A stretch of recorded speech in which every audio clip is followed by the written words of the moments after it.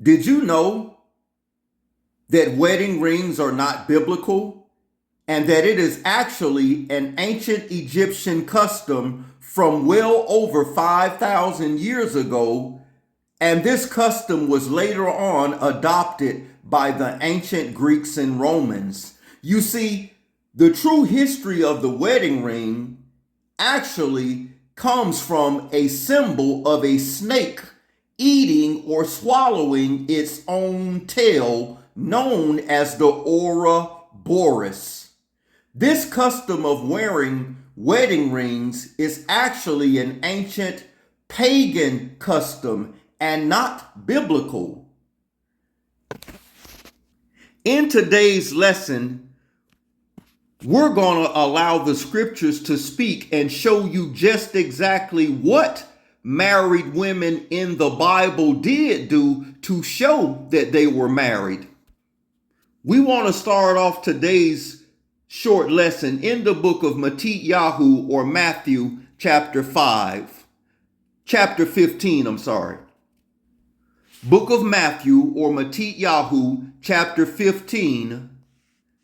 And let us look at verse 1. Then came Yahushua, scribes and Pharisees, which were of Jerusalem, saying, Why do the disciples transgress the traditions of the elders? For they wash not their hands when they eat bread. Verse 3. But he answered and said unto them, Why do you also transgress the commandments of Elohim by your traditions? You see, we should not follow traditions of men. We should follow what the Creator instructs us to do. Next passage of scripture we want to go to is the book of Deuteronomy or Devarim chapter 4, verse 1. Now therefore hearken, listen, O Yisrael, unto the statutes and unto the judgments which I teach you, for to do them that you may live and go in and possess the land which Yahuwah Elohim of your fathers giveth you. You shall not add unto the word which I command you, neither shall ye diminish aught from it, that ye may keep the commandments of Yahuwah your Elohim. So we should not be adding to the Father's word, neither should we take away from it. Nowhere in the entirety of the scriptures do you see a custom of wearing wedding rings to represent marriage. It's not biblical. So how did married women in the Bible or scripture show that they were married? Let's allow the scriptures to show you this. Book of Ezekiel chapter 16. Let's pick it up at verse 8. And what I am about to read to you, family, is a King James version. Zondervan's King James Study Bible is where we're about to read from. You see it there in the upper right-hand corner, Ezekiel 16. And where we want to focus at is verse 8. Let me expand this so you can read this along with me. Verse 8. Now when I passed by thee and looked upon thee, behold, thy time was a time of love. And I spread my skirt over thee and covered thy nakedness. Yea, I swear unto thee and entered into a covenant. What type of covenant? We're getting ready to see. With you, saith Yahuwah, not Lord, and thou becamest mine. Verse 9. Then washed I thee with water. I thoroughly washed away thy blood from thee, and I anointed thee with oil. I clothed thee also with broidered work, and shod thee with badger skin, and I girded about with fine linen, and I covered thee with silk. I decked thee with ornaments, and I put bracelets upon thy hands, and put a chain on thy neck, and I put a jewel on thy forehead, and earrings in thy ear, and a beautiful crown. Let's look at the footnote down here on the very bottom, family. Let's expand this so you can read this along with me. You see what verse 7 says. So you see what part of the area is talking about pertaining to the body. Look at the footnote for verse 8. Spread my skirt. Symbolic of entering a marriage covenant. See note on Deuteronomy 22, which verse 13 through 20 is pertaining to when a man has physical relations with a consenting adult female virgin for the first time. Look at what it says. Symbolic of entering a marriage relationship, Deuteronomy 22, Ruth chapter 3, verse 9, covenant. Since the maiden symbolizes Jerusalem, this does not refer to the Sinai covenant, but to marriage as a covenant. Malachi 2:14 says, and Yahuwah Elohim was witness between thee and the wife of your youth. So when a man has physical relations with a consenting adult female virgin and her father's permission for the first time, when his skin pin breaks her hymen, she bleeds, and the shedding of the blood establishes the marital covenant. Women can only be Bethulas or virgins once in their life. Look at the footnote again. This does not refer to the Sinai covenant, but marriage as a covenant. Menstrual blood indicating sexual maturity. Verse 10, the footnote, broidered work and shod with badger skin, fine linen, represents the very best garments, broidered work. See chapter 27, verse 16 and 24. Color, material fit for a queen. See Psalms 45:14. Badger skin. The same kind of leather was used to cover the tabernacle. Look at what it says here. Verse 11, footnote, bracelets upon thy hand. See Genesis 24:22. On thy forehead, see margin, the jewel did not pierce the nose, but was worn on the outer portion of it. You see? So this was pertaining to marriage. When the man had relations with the adult female virgin for the first time, and he broke her hymen and she bled, marriage is established by a blood covenant. So when it said above, he washed away in verse 9, the blood from thee, because he had just broke her hymen, you see? So physical relations with a consenting adult female virgin is marriage, and according to Malachi 2:14, Yahuwah Elohim was witness to this, you see? And going to Bible Hub really quick to verify what we just read once more in Ezekiel 16 verse 12 pertaining to married women wearing a nose ring. Look at the NIV version, Bible Hub. And I put a ring on your nose and earrings on your ear and a beautiful crown on your head.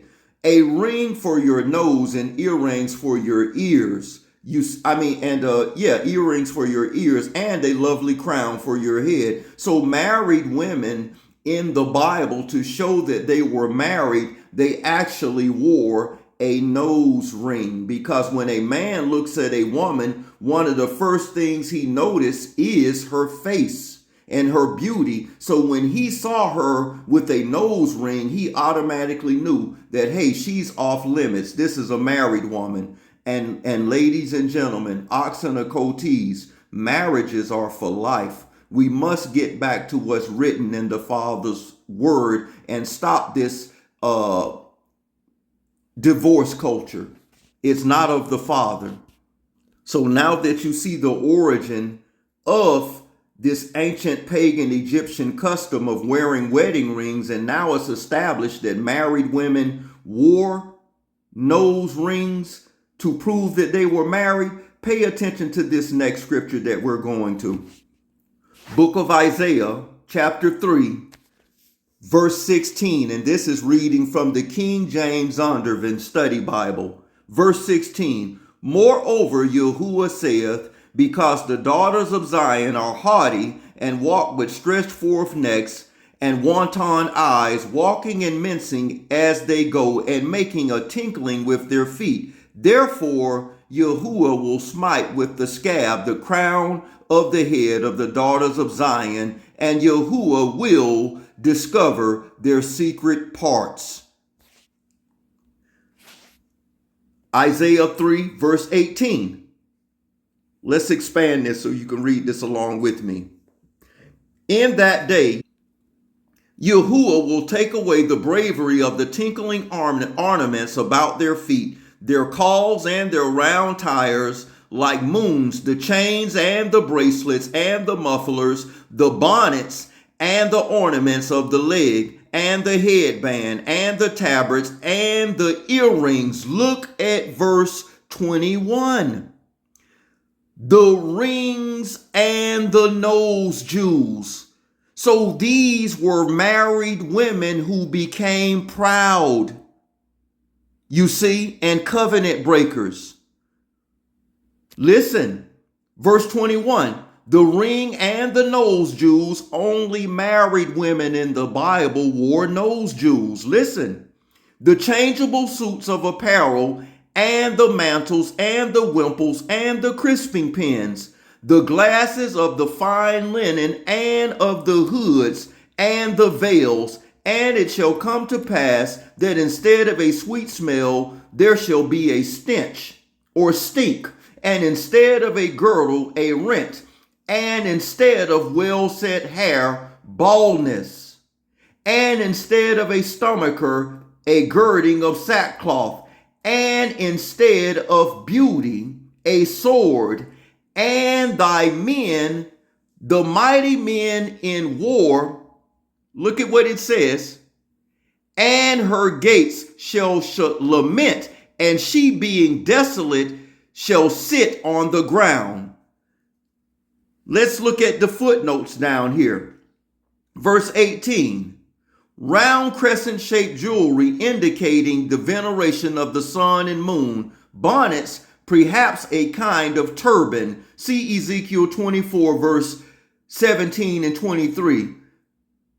Verse 21, contained a seal were a mark of authority, nose jewels, sometime made of gold and worn by what? Brides. You see? Verse 24, and instead of their expensive clothing, the women of Zion, which are melanated women, all 12 tribes were melanated, so-called black. The women of Zion will be taken away as captives and treated like cattle. They will be led away by ropes and branded. Her gates, verse 26, footnote, the gates are personified as in Psalms 24, verse 7 and 9. They will lament because the crowds that used to assemble there are gone. Look at verse Isaiah 4 and 1. In that day, see notes on 2 and 2, 2:11, 2:17, 2:20. After judgment comes salvation. Isaiah 4 and 1. See note for 3:6. War will decimate the male population. See a footnote for Isaiah 3:25 and Isaiah 13 verse 12. Leaving many women with the double disgrace of being widows and childless. You see? So the disgrace was not only being uncovered, unmarried, the disgrace also was being childless. What does Isaiah 13 and 12 say? I will make a man more precious than fine gold, even a man than the golden wedge of Ophir. So married women were the only women that wore wedding rings. And these women, according to Isaiah 3:16, became prideful and haughty, walking and mincing as they go. They were married women who were either widows or had broke covenant. Did you know that the United States has been involved in military conflict or wars for over 90% of its history, and is often cited to as approximately 220 to 230 plus years out of its 250-year existence since 1776? America has only had roughly 17 years of peace. They have continually been at war since its independence of 1776, with only 17 years of peace. So that's how a man has become more precious than fine gold, not only in America, but the world. And that's not to say that women are not precious, because you are. But I am just trying to prove and show that prophecy is fulfilling itself right before our very eyes. Bible Hub commentary, Isaiah 4:1, and in that day 7 women shall take hold of one man, saying, we will eat our own bread and wear our own apparel, clothing, only let us be called by thy name to take away our reproach. Bible Hub commentary, these are biblical scholars, biblical theologians, and this is what they say according to Bible Hub commentary. Isaiah 4:1 is where this information is coming from. And in that day 7 women, the chapter division wrongly separates this verse from the foregoing. It comes as the climax of the chastisement of the daughters of Zion, as the companion picture to Isaiah 3:6. As men sought eagerly yet in vain a protector, so women should seek for a husband. Those who had been wooed and courted and had been proudly fastidized should supplicate in eager rivalry. The 7 women to one man implies a land depopulated by war. We have been at war continually for nearly 230 years. More commentary. The chapter division here wrongly separates this verse from the foregoing. It comes as a climax as the chastisement of the daughters of Zion, as a companion picture to Isaiah 3:6. And you see it here.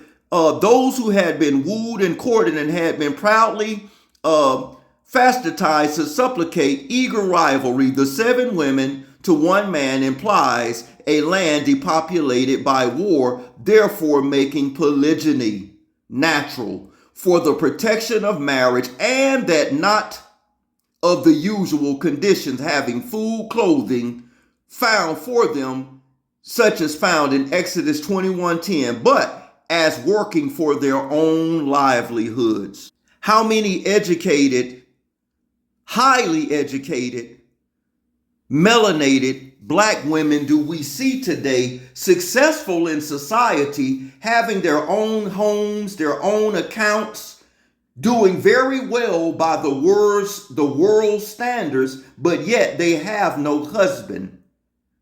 They have no covering. Look at what it says. 7 women shall take hold of one man. The war and captivity shall make a scarcity in the male sex, that 7 women shall gladly to apply to a single man for protection of preservation and marriage, and shall importune him, though contrary to the natural modesty of their sex, to consent to take away their reproach, for not barrenness only, but a single state also was reckoned opprobrious among the Hebrews. And in spite of the natural suggestions of jealousy, they will each be content with the share only rights in marriage. Look at the map of the world. Far more women on the planet than men. Can you not see prophecy unfolding right before your very eyes? Why don't these Christian preachers teach and tell the truth? Here's another map. Millions of more women than men. Biblical marriage. Married women wore nose rings to prove they were married. Interesting history lesson, but always study to show yourselves approved. Much love and respect. Until next time, shalom.